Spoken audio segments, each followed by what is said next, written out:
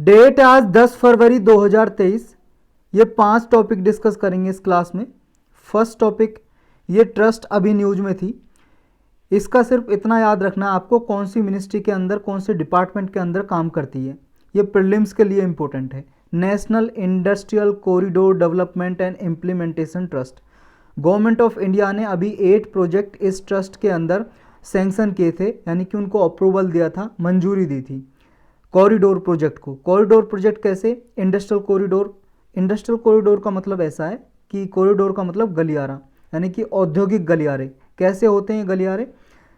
मान लो यहाँ ये एरिया डिक्लेयर कर दिया इंडस्ट्रियल कॉरिडोर। इस एरिया में ऐसे जो फैसिलिटी डेवलप की जाएंगी जिनकी वजह से इंडस्ट्री और ज़्यादा डेवलप हो सकें। जैसे यहाँ पे अच्छे रोड्स, अच्छी कनेक्टिविटी रेलवे से, हाईवे से, और आपकी यहाँ पे एयरपोर्ट वगैरह बनाए जाए, या यहाँ पे स्टोरेज के साधन, या और जितनी भी फैसिलिटी हैं, बैंकिंग वगैरह, जो भी इंडस्ट्री को डेवलप होने के लिए चाहिए, तो इनको बोलते हैं इंडस्ट्रियल कॉरिडोर। तो ये जो ट्रस्ट है, national industrial corridor development and implementation trust, इसके अंदर ये प्रोजेक्ट लॉन्च किए। तो ये ट्रस्ट कौन से मिनिस्ट्री के अंदर आता है? Ministry of commerce and industry. इसके अंदर ये डिपार्टमेंट है DPIIT, department of promotion of industry and internal trade. ये डिपार्टमेंट आपको याद रखना है, इसके अंदर ये ट्रस्ट काम करता है। नेक्स्ट टॉपिक है हिट्टिट्स। हिट्टिट्स देखो प्रीलिम्स के लिए भी इंपॉर्टेंट है और मेंस में भी। हिट्टिट्स है एक एम्पायर था, जैसे मौर्यन एम्पायर के बारे में पढ़ा हुआ आपने हिस्ट्री में, मौर्यन साम्राज्य है, गुप्ता साम्राज्य है, तो ऐसे एक हिट्टिट्स था, लेकिन इंडिया में नहीं था ये, लेकिन इंडो यूरोपियन से रिलेटेड है हिट्टिट्स। रिसेंटली अभी न्यूज में इसलिए था, कुछ रिसर्चर हैं, कॉर्नेल यूनिवर्सिटी है न्यूयॉर्क अमेरिका में, और एक सिप्रस यूनिवर्सिटी है। सिप्रस एक कंट्री है मेडिटेरेनियन सी में, मिडल ईस्ट में आता है ये, तुर्की के पास यहाँ पे सिप्रस कंट्री है, यहाँ पे सिप्रस इंस्टीट्यूट है। तो इन दोनों यूनिवर्सिटी और इंस्टीट्यूट ने मिलके, इनके रिसर्चर ने एक जूनिपर टिम्बर की स्टडी की। जूनिपर एक पेड़ है, ट्री है, ये देखो गमले में भी प्लांट की तरह हो जाता है और बहुत बड़ा भी हो जाता है। कई सारे टाइप होते हैं जूनिपर के। कॉनिफेरस ट्री है जूनिपर टिम्बर, टिम्बर का मतलब होता है लकड़ी। तो इसकी लकड़ी को एक रिसर्च की और इसमें पाया गया कि जो हिट्टिट्स एम्पायर था उसका कोलैप्स कैसे हुआ। कोलैप्स का मतलब कैसे ये डिस्ट्रॉय हुआ, कैसे ये ख़त्म हो गया हिट्टिट्स एम्पायर। इसमें बताया गया कि बहुत सारी ड्रॉट्स आई थी। ड्रॉट्स का मतलब सूखा, सूखा आई थी, जिनकी वजह से ये हिट्टिट्स एम्पायर डिक्लाइन हो गया था, ख़त्म हो गया था। तो कौन था हिट्टिट्स एम्पायर, यानी कि क्या है इसके बारे में ये डिस्कस करेंगे इसमें। हिट्टिट्स देखो एंशिएंट, प्राचीन इंडो यूरोपियन पीपल थे जो एनाटोलियन रीजन में रहा करते थे। एनाटोलिया या एनाटोलियन रीजन या एशिया माइनर के नाम से भी जानते हैं इसे। जो मॉडर्न डे का तुर्की है ना, तुर्की या टर्की, इसी एरिया के आसपास, ये वाले एरिया की बात कर रहे हैं हम, ये तुर्की, सिप्रस वाला, ये मिडल ईस्ट, ये वाले एरिया में ये एम्पायर रहा करता था। इस एम्पायर के लोग, यहाँ पे हिट्टिट लैंग्वेज बोली जाती थी जो इंडो यूरोपियन लैंग्वेज फैमिली से बिलोंग करती है। इसी की ब्रांच है एनाटोलियन ब्रांच, उसी की ये मेंबर है हिट्टिट लैंग्वेज, यानी कि इनकी भाषा का नाम भी हिट्टिट, एम्पायर का नाम भी हिट्टिट, और जो ये लोग रहते थे उन्हें हिट्टाइट्स बोलेंगे। इस एम्पायर में जो लोग रहा करते थे, जो इनकी इकोनॉमी थी वो एग्रीकल्चर पे बेस्ड थी, कृषि करते थे यहाँ के लोग। और कौन सी क्रॉप उगाते थे? वीट और बार्ले, मेन ये क्रॉप थी, यानी कि गेहूं और जौ उगाते थे ये। जो ये सिविलाइजेशन थी हिट्टिट या सभ्यता, ये किस टाइम पे रहा करती थी? ये देखो 14th सेंचुरी BC में रहा करती थी। BC का मतलब है बिफोर क्रिश्चियन इरा। जो अभी चल रहा है वो क्रिश्चियन इरा चल रहा है, CE बोलते हैं या AD बोलते हैं। आपने 6th क्लास की जो हिस्ट्री की NCERT है उसमें पढ़ा होगा CE, AD, BC के बारे में। तो अभी क्रिश्चियन इरा चल रहा है। एक AD से, एक CE से मानते हैं हम क्रिश्चियन इरा।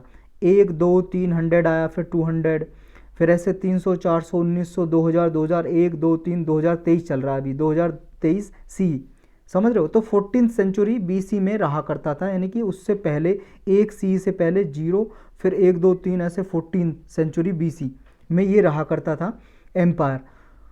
और ये आयरन एज से पहले था। जब आयरन एज था, यानी कि जो जिस एज में लोग आयरन के टूल यूज किया करते थे उसको बोलते हैं आयरन एज।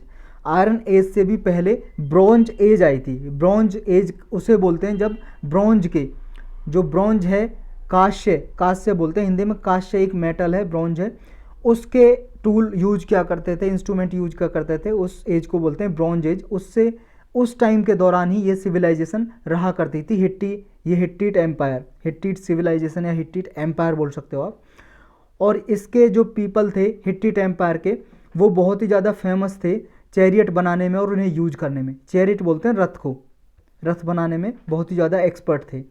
हिट्टिट एम्पायर 1400 से लेकर 1200 BC में रहा करता था, यानी कि इसके लोग, ये एंशियंट मिडल ईस्ट में ग्रेट एम्पायर माना जाता था। इनकी जो कैपिटल थी, राजधानी थी, वो बोगजकोई या हिट्टूसास के नाम से जानते हैं। 1400 से 1200 BC में रहा करता था ये। और इनका जो हेड ऑफ द स्टेट हुआ करता था वो किंग होता था, राजा, राजा के पास सारी पावर होती थी। लेकिन और भी बहुत सारे इंडिपेंडेंट डिपार्टमेंट होते थे, ब्रांचेज होती थी, ऑफिसल्स होते थे जो इंडिपेंडेंटली, राजा से इंडिपेंडेंटली काम करते थे। ये जो एज है ब्रॉन्ज एज के दौरान 1180 में लगभग, ये जब ब्रॉन्ज एज कोलैप्स हो गई थी, डिस्ट्रॉय हो गई थी, उसी के साथ साथ ये भी 1180 BC के लगभग ख़त्म हो गया था इसका एम्पायर। और छोटे छोटे नए सेवरल इंडिपेंडेंट एम्पायर में बट गया था, छोटी छोटी सिटी स्टेट में कह सकते हैं, एम्पायर तो नहीं बोल सकते, एम्पायर तो बहुत बड़ा हो गया रीजन में। ये छोटे छोटे स्टेट्स में बट गया था जिसे न्यू हिट्टिट के नाम से जानते थे। और 8th सेंचुरी में ये न्यू हिटाइट भी एंड में आ गए, यानी कि ख़त्म होते चले गए 8th सेंचुरी BC तक। नेक्स्ट टॉपिक है क्यूओवर। क्यूओवर एक, ये देखो ड्वार्फ प्लानिट मिला है, ड्वार्फ प्लानिट। ड्वार्फ का मतलब होता है छोटा, ड्वार्फ प्लानिट, जैसे प्लूटो है ड्वार्फ प्लानिट। प्लूटो को देखो 2006 से पहले एक प्लानिट ही मानते थे, इसे ग्रह, लेकिन जो एस्ट्रोनॉमर है उन्होंने इसको प्लानिट की कैटेगरी से 2006 में हटा दिया, क्योंकि इसका साइज़ थोड़ा कम है, जितना ग्रह का साइज़ होता है उससे थोड़ा कम है। और इसका जो ऑर्बिट है वो भी देखो इन बाकी ग्रह की तरह नहीं है, बहुत ही ज़्यादा इसका फैला हुआ है ऑर्बिट। ऑर्बिट का मतलब जो सन के चारों ओर चक्कर लगाता है वो पाथ है जो, तो इसी तरह से ये ड्वार्फ प्लानिट डिक्लेयर कर दिया 2006 में। ऐसा ही एक छोटा प्लानिट मिला है जिसका नाम रखा है एस्ट्रोनॉमर ने क्यूआओर। ये कहाँ पे है, देखो इस तरह का है ये देख रहे हो जो आप, ये सन है, ये सन के चारों ओर ये चक्कर लगा रहा है, मतलब यही ग्रह है, ये इसका ऑर्बिट दिखाया गया है और ये सन के चारों ओर चक्कर लगा रहा है। ये जो क्यूआवर है ड्वार्फ प्लानिट है जो कूपर बेल्ट है ना जो, उसमें मिला है। कूपर बेल्ट जानते हो आप क्या है कूपर बेल्ट? ये देखो हमारा जो सोलर सिस्टम है उसमें एक सन है, सन एक स्टार है, इसके चारों ओर चक्कर लगा रहे हैं 8 ग्रह। आप जानते हो कौन से हो, मरकरी, वीनस, अर्थ, मार्स, जुपिटर, सैटर्न, यूरेनस और नेपच्यून के बाद ये प्लानिट है एक आपका छोटा ड्वार्फ प्लानिट प्लूटो, छोटा प्लानिट है। और यहीं पे नेपच्यून के बाद एक बेल्ट है, जैसे मार्स और जुपिटर के बीच में, मंगल और बृहस्पति ग्रह के बीच में एक बेल्ट है एस्ट्रॉइड की, छोटे ऑब्जेक्ट हैं, रॉकी ऑब्जेक्ट, जिन्हें क्षुद्र ग्रह या एस्ट्रॉइड बोला जाता है इंग्लिश में। इसी तरह ऐसी छोटी सी बेल्ट है छोटे ऑब्जेक्ट की, जिसे कूपर बेल्ट बोलते हैं, यानी कि जो नेपच्यून हमारा ग्रह है उससे बियॉन्ड है ये, तो ये भी चक्कर लगा रहे हैं चारों ओर, ये कूपर बेल्ट भी। तो इसी के पास ये मिला है हमारे सोलर सिस्टम में क्यूआवर। तो ड्वार्फ प्लानिट है, इसका भी एक मून है, जैसे अर्थ का एक मून है, इसका क्यूआवर का भी एक मून है, चंद्रमा है, जिसका नाम है वेवॉट। कितने माइल पे, कितनी दूरी पे, ये याद करने की जरूरत नहीं है आपको। तो ये वेवॉट और क्यूआवर क्या है, बस इतना आपको पता होना चाहिए। और ये बना हुआ है चट्टानों और बर्फ़ से, आइस से मिक्स होकर बना हुआ है। और सन के चारों ओर चक्कर लगाने में इसको लगभग 288 साल लग जाते हैं। जो अर्थ 1 साल में चक्कर लगा लेती है पूरा सन के चारों ओर, इसको 288 साल लगते हैं सन के चारों ओर चक्कर लगाने में। नेक्स्ट टॉपिक है संगम एज। संगम एज आपने पढ़ा होगा, साउथ इंडिया के बारे में इंफॉर्मेशन देती है संगम एज। अभी तक देखो ऐसा माना जाता था कि 300 BC से लेके 300 CE तक, यानी कि 300 बिफोर क्रिश्चियन इरा से लेके 300 क्रिश्चियन इरा तक ये संगम एज रहा करती थी, यानी कि इस टाइम पे संगम एज के लोग रहा करते थे। लेकिन अभी आर्कोलॉजिकल सर्वे ऑफ इंडिया है, इसने स्टडी की है, कुछ एक्सकेवेशन की है, कुछ खुदाई की है, कुछ एविडेंस मिले हैं, सबूत मिले हैं। आर्कोलॉजिकल सर्वे ऑफ इंडिया आप जानते हो क्या है?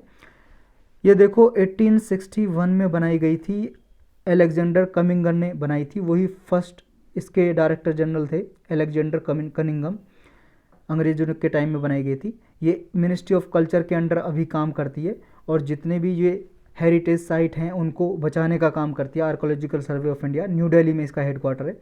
इसने ये फाइंडिंग की है, उसमें मिला है कि ये 300 BC से लेकर 300 CE तक नहीं थी, बल्कि इसका टाइम पीरियड अब बदल दिया इन एविडेंस के बाद। तो संगम एज का जो आपकी हिस्ट्री की बुक में लिखा हुआ है NCERT में, अब वो टाइम पीरियड चेंज हो चुका है। वो आप याद रखना है कि अब 300 BC से 300 CE तक नहीं है, बल्कि अब 800 BC से 300 CE तक, यानी कि 8th सेंचुरी BC से 3rd सेंचुरी CE तक ये संगम एज अब मानी जाएगी कि इस टाइम में ये लोग रहा करते थे। अब तक ये मानी जाती थी 300 BC से 300 CE, यानी कि थर्ड BC सेंचुरी से लेके 3rd सेंचुरी CE तक मानी जाती थी। लेकिन अब 8 सेंचुरी है, जो 8वीं सेंचुरी है, या 800 CE BC बोल लो, 800 BC से लेके 300 CE तक, ये 3 पीरियड में क्लासीफाई की है। पहला है अर्ली वाला, pre early historic period, 800 BC से लेकर 500 BC। फिर है मैच्योर अर्ली हिस्ट्री, संगम एज के ये पीरियड हैं जो बांटे गए, 500 BC से लेकर 1st सेंचुरी BC। फिर 1st सेंचुरी BC से 300 CE तक, ये पोस्ट अर्ली है। तो ये 3 पीरियड में बांटा गया है। नेक्स्ट टॉपिक है, अभी देखो नागालैंड गवर्नमेंट ने अपॉइंट किया है रुपिन शर्मा को director general of police, DGP appoint किया है। तो इस वजह से न्यूज में है कि हम जानेंगे इसमें जो पुलिस चीफ होते हैं, यानी कि डायरेक्टर जनरल ऑफ पुलिस, उनको कैसे अपॉइंट किया जाता है। ये प्रीलिम्स के लिए इंपॉर्टेंट है मेनली, और मेंस के लिए भी, GS पेपर 2 के लिए। तो नागालैंड ने जो अपॉइंट किया है UPSC की रिकमेंडेशन पे किया है। देखो UPSC रिकमेंड करती है किसको, director general of police appoint किया जाना चाहिए। UPSC के बारे में आप जानते हो, क्योंकि UPSC की तैयारी कर रहे हो, आप जानते होंगे। यूनियन पब्लिक सर्विस कमीशन, संघ लोक सेवा आयोग बोलते हैं हिंदी में। तो UPSC ने देखो जनरली 3 नाम रिकमेंड करने होते हैं किसी स्टेट गवर्नमेंट को, 3 नाम, और उन 3 नाम में से एक आदमी को अपॉइंट करती है स्टेट गवर्नमेंट, DGP। लेकिन यहाँ पे नागालैंड के लिए UPSC ने केवल एक नाम ही किया था, सलाह दी थी कि रुपिन शर्मा का नाम दिया था कि इसको आप DGP अपॉइंट करो। तो इसके अगेंस्ट सुप्रीम कोर्ट में चला गया नागालैंड कि भाई साहब देखो, सुप्रीम कोर्ट की गाइडलाइंस ये थी कि आपको 3 नाम सजेस्ट करने थे, लेकिन एक ही किया है। लेकिन सुप्रीम कोर्ट ने ये रिजेक्ट कर दिया कि कोई बात नहीं, एक नाम क्या, आप एक कोई अपॉइंट करो अभी। तो ये अपॉइंटमेंट प्रोसेस क्या होता है ये जानेंगे हम। DGP का अपॉइंटमेंट देखो, प्रकाश सिंह केस है 2006 का, सुप्रीम कोर्ट का जजमेंट है, प्रकाश सिंह केस के नाम से जानते हैं, 2006 का। उसमें कुछ गाइडलाइंस दी थी कि DGP को कैसे अपॉइंट किया जाएगा, तो उसी के हिसाब से अपॉइंट किया जाता है। तो UPSC देखो 3 नाम सजेस्ट करती है, और किस आधार पे देखती है, लेंथ ऑफ सर्विस, कितने साल तक उसने सर्विस की है IPS रह के, यानी कि जो पुलिस में रहा है, गुड रिकॉर्ड देखती है, उसका एक्सपीरियंस कितना है, ये सब कुछ देखती है। फिर इनके बेस पे मेरिट निकालती है, मेरिट बेस्ड पे 3 ऑफिसर को चूज करती है, और 3 ऑफिसर के नाम भेजती है स्टेट पुलिस के, मतलब स्टेट गवर्नमेंट के पास। और इनमें से कोई भी 3 ऑफिसर हैं जो, वो ऐसे नहीं होने चाहिए कि 6 महीने के बाद ही रिटायर हो जाएं। यानी कि देखो जनरली 60 साल में रिटायर होते हैं IPS वगैरह, तो ऐसा ना हो कि 59 साल 6 महीने हो और सिर्फ वो 6 महीने के लिए DGP बने। कम से कम पीरियड होना चाहिए 2 साल का, यानी कि 58 साल के हों या उससे कम हो, तब उनको आप DGP की पोस्ट के लिए आप रिकमेंड करोगे।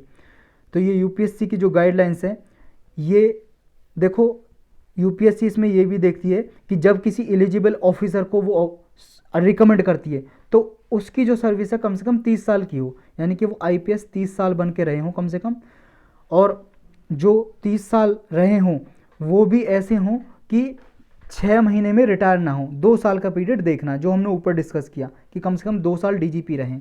और ये 30 साल का जो क्राइटेरिया है, ये 25 साल भी किया जा सकता है, यानी कि जैसे मान लो 25 साल सर्विस की है किसने, किसी IPS ने, उसको भी DGP अपॉइंट किया जा सकता है, लेकिन कुछ सर्टेन केस में, कुछ सर्टेन स्टेट के लिए, कुछ निश्चित स्टेट्स के लिए, और वो भी सेंट्रल गवर्नमेंट की कंसेंट्स के साथ। सेंट्रल गवर्नमेंट से अनुमति लेगी UPSC, और उसको IPS जो 25 साल की सर्विस की है उसको DGP के लिए रिकमेंड कर देगी कि इस स्टेट के लिए इसको DGP बनाया जाए, इस IPS को। लेकिन कुछ इशू हैं प्रकाश सिंह गाइडलाइंस के केस में। क्या इशू है, देखो प्रकाश सिंह गाइडलाइंस 2006 में सुप्रीम कोर्ट ने दी थी कि सारी स्टेट गवर्नमेंट माने और इसी हिसाब से DGP का अपॉइंटमेंट करें, लेकिन बहुत सारे स्टेट ने ये गाइडलाइंस मानी नहीं है और बहुत सारे स्टेट ऐसे हैं उन्होंने मानी भी है तो उन्होंने इंटरिम पुलिस चीफ अपॉइंट कर रखे हैं। इंटरिम चीफ का मतलब है कि परमानेंट डीजीपी अपॉइंट नहीं कर रखे, टेम्परेरी बेस पे डीजीपी अपॉइंट कर रखे हैं। तो ये इशू हैं इसमें। तो यही टॉपिक थे आज